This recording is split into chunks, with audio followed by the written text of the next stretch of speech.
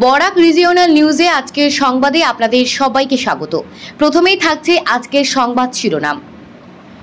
করিমগঞ্জে ফের আটক মাদক দ্রব্য। এবার করিমগঞ্জের বাইপাসে গাড়ি থেকে বাজেয়াপ্ত প্রায় 2 কোটি টাকা ড্রাগস, গ্রেপ্তার 2।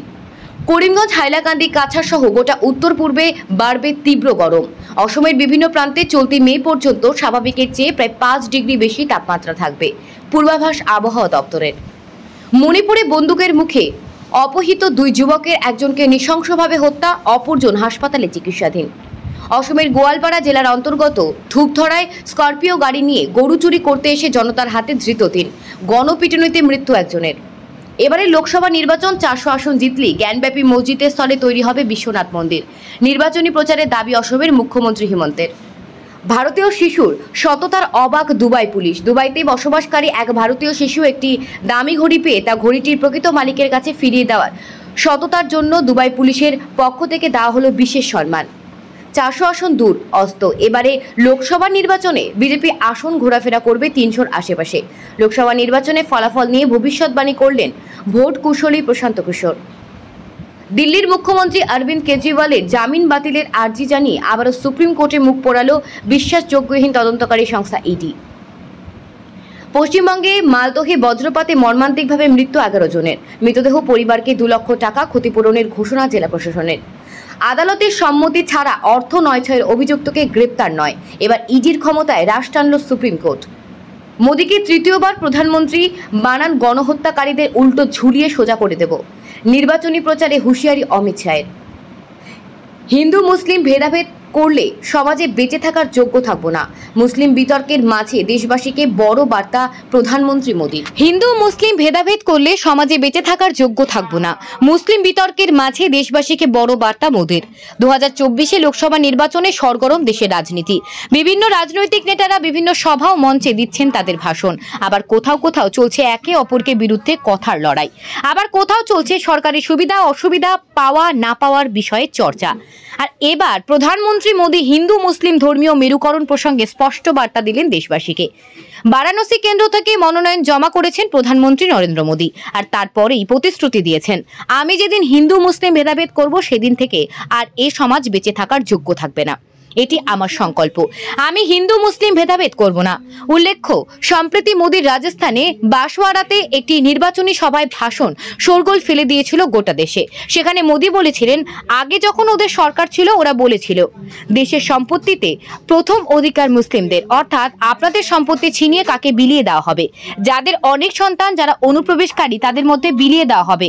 আপনার কষ্টার্জিত অর্থ কি অনুপ্রবেশকারীদের হাতে চলে যাওয়া উচিত? মেনে নিতে পারবেন তো? প্রধানমন্ত্রী আরো বলেন, কংগ্রেসের ইস্তেহার বলছে তারা ঘরের মা বোনেদের গয়না নিয়ে নেবে। মনমোহন সিং এর সরকার বলেছিলেন দেশের সম্পত্তিতে প্রথম অধিকার মুসলিমদের, অর্থাৎ এই গয়না তাদের মধ্যে বিলিয়ে দেওয়া হবে। ভাই বোনেরা এই আরবান নকশার চিন্তাধারা এভাবে চলবে না।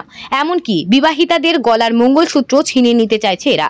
তিনি মঙ্গলবার সংবাদ মাধ্যমে দেওয়া একটি ইন্টারভিউতে বলেন, আমি হিন্দু কিংবা মুসলিম নিয়ে কোনো মন্তব্য করিনি। আমি বলেছি যত খুশি সন্তান ধারণ করতে পারেন, কিন্তু নিজেরা যদি তাদের লালন পালন করতে না পারেন তবে ভেবে দেখুন। এমন পরিস্থিতি তৈরি করবেন না যাতে সরকারকে সাহায্য করতে হয়। নরেন্দ্র মোদী বলেন, আমি জানি আমার দেশের মানুষ আমায় ভোট দেবে।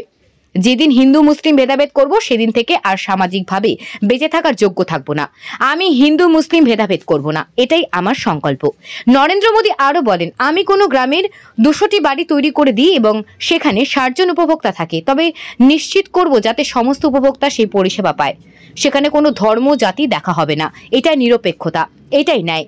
এতে কোনো দুর্নীতিও থাকবে না। মোদীকে তৃতীয়বার প্রধানমন্ত্রী বানান, গোহত্যাকারীদের উল্টো ঝুলিয়ে সোজা করে দেব, হুঁশিয়ারি অমিত শাহ। লোকসভা নির্বাচনকে কেন্দ্র করে দেশের বিভিন্ন প্রান্তে প্রচার চালাচ্ছে কেন্দ্রীয় স্বরাষ্ট্রমন্ত্রী অমিত শাহ। এই আবহে বৃহস্পতিবার 16 মে কেন্দ্রীয় স্বরাষ্ট্রমন্ত্রী একটি সমাবেশে বক্তৃতা দিতে বিহারের মধুবনীতে পৌঁছেছেন। এ সময় তিনি গোহত্যার সাথে জড়িতদের কড়া হুঁশিয়ারি দেন। গোহত্যায় জড়িতদের বিরুদ্ধে কঠোর ব্যবস্থা নেওয়ার জন্য নরেন্দ্র মোদীকে তৃতীয়বারের মতো প্রধানমন্ত্রী করার জন্য জনগণের কাছে আবেদনও জানিয়েছেন তিনি। বিহারের মধুবনীতে জনসাধারণের উদ্দেশ্যে কেন্দ্রীয় স্বরাষ্ট্রমন্ত্রী অমিত শাহ বলেন, এর আগে এই এলাকায় ব্যাপক হারে গোহত্যার ঘটনা ঘটেছে। আপনারা মোদীজিকে তৃতীয়বারের মতো প্রধানমন্ত্রী বানাবেন। যারা গোহত্যা করছে তাদের উল্টো করে ঝুলিয়ে সোজা করার কাজ করব আমরা। সমাবেশে ভাষণ দেওয়ার সময় স্বরাষ্ট্রমন্ত্রী অমিত শাহ বিরোধী জোট ইন্ডিয়াকেও তীব্র নিশানা করেন। তিনি বলেন, এই ইন্ডিয়া জোটের লোকেরা আজ বলছে যে পিওকে নিয়ে কথা বলবেন না, পাকিস্তানের কাছে অ্যাটম বোমা আছে। আমি তাদের বলতে চাই, পাকিস্তানে অ্যাটম বোমাকে আপনারা ভয় পান। মোদিজির নেতৃত্বে ভারত এত শক্তিশালী যে কারো অ্যাটম বোমাকে ভয় পাওয়ার দরকার নেই। আমি আজ এখান থেকে বলে যাচ্ছি যে এই পিওকে আমাদের এবং আমরা এটি নিয়েই ছাড়ব। কেন্দ্রীয় স্বরাষ্ট্রমন্ত্রী বলেন, নরেন্দ্র মোদীজি দেশের প্রথম অত্যন্ত পিছিয়ে পড়া প্রধানমন্ত্রী। 50 থেকে 60-এর দশকে লোহিয়াজির তত্ত্ব দেশে কাজ করবে কিনা তা নিয়ে আলোচনা চলত। আজ আমি লোহিয়াজিকে প্রণাম করে বলতে চাই যে সবচেয়ে পিছিয়ে পড়া প্রধানমন্ত্রী নরেন্দ্র মোদীজি দেশকে সবচেয়ে বেশি এগিয়ে নিয়ে যাওয়ার কাজ করেছেন। আরজেডিকে নিশানা করে স্বরাষ্ট্রমন্ত্রী অমিত শাহ বলেন, আমি লালু যাদবকে একটি প্রশ্ন করতে চাই যে আপনি বিহারে 15 বছর এবং কেন্দ্রে 10 বছর মুখ্যমন্ত্রী ও মন্ত্রী পদে ছিলেন। আপনি কর্পূরী ঠাকুরকে কখনোই ভারতরত্ন সম্মান দেননি। মোদীজি সম্প্রতি কর্পূরী ঠাকুরজিকে ভারতরত্ন সম্মান দিয়েছেন। কর্পূরী ঠাকুরজি না শুধু বিহার বরং পুরো দেশে দলিত, বঞ্চিত, আদিবাসী, পিছিয়ে পড়া শ্রেণী, মা ও কৃষকদের কথা তুলে ধরার কাজ করেছেন। অসমে 20% মুসলিম ভোটের লক্ষ্য বিজেপির। ভোল বদলে দাবি হেমন্তের। মাদ্রাসা গুড়িয়ে দেওয়া থেকে বাল্যবিবাহ, বহু বিবাহ বিরোধী অভিযান, হাজার হাজার মুসলিম পুরুষকে গ্রেপ্তারি, সব মিলিয়ে দেশের মুসলিম বিরোধী মুখ হিসেবে পরিচিত অসমের মুখ্যমন্ত্রী হেমন্ত বিশ্ব শর্মা, যিনি সরাসরি ঘোষণাও দিয়েছিলেন নির্বাচনী তরি পার করতে মুসলিম ভোট লাগবে না তার। ভোল বদলে সে হেমন্তই জানালেন, লোকসভা ভোটে অসমের মুসলিমদের অন্তত 20% ভোট পাওয়া বিজেপির লক্ষ্য। এমনকি তার দাবি, অসমের বিজেপি সরকার কোনো ধর্মীয় সম্প্রদায়ের প্রতি বিদ্বেষ পোষণ করে না। সোমবার হেমন্ত দাবি করেন, তার কাছে খবর আছে প্রথম 2 দফায় মুসলিম ভোটারদের উল্লেখযোগ্য অংশ বিজেপিকে ভোট দিয়েছেন। উল্লেখ্য, অসমের 14টি লোকসভা আসনের মধ্যে 10টিতে ভোট হয়েছে। বিজেপি নেতা আশাবাদী বাকি 4টি আসনে এই ধারা বজায় থাকবে, অর্থাৎ কিনা মুসলিম ভোটের একাংশ বিজেপি ঘরে আসবে। তিনি আরও জানান, বিজেপির লক্ষ্য হলো মুসলিমদের অন্তত 20% ভোট পাওয়া। হেমন্তের এই দাবি মান্যতা পেয়েছে লোকসভা ভোটের আগে কয়েকটি জনমত সমীক্ষায়। সেখানে বলা হয়েছিল, উজান অসমের কেন্দ্রগুলিতে মুসলিম ভোটারদের একাংশ বিজেপিকে সমর্থন করবে। এই অঞ্চলে অসমের আদি বাসিন্দা খিলঞ্জিয়া মুসলিমদের বাস। এই আত্মবিশ্বাস থেকে হেমন্ত দাবি করেন, প্রধানমন্ত্রী নরেন্দ্র মোদীর কেন্দ্রীয় সরকার এবং অসমের বিজেপি সরকার কোনো ধর্মীয় সম্প্রদায়ের প্রতি বিদ্বেষ পোষণ করে না। অসমের মুসলিম ভোটারদের একাংশ তা বুঝতে পেরেছেন।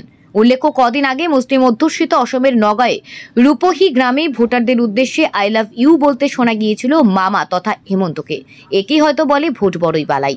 প্রসঙ্গত, হেমন্ত যখন এই কথা বলছেন, তখন মোদী, শাহ, নাড্ডাদের বিরুদ্ধে ভোটের প্রচার মেরুকরণের অভিযোগ জোরালো হচ্ছে।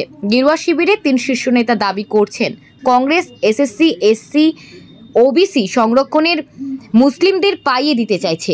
দেশের সম্পদ মুসলিমদের বিলিয়ে দেওয়ার পরিকল্পনা করেছে কংগ্রেস, এমনটাই দাবি করছেন বিজেপি নেতারা।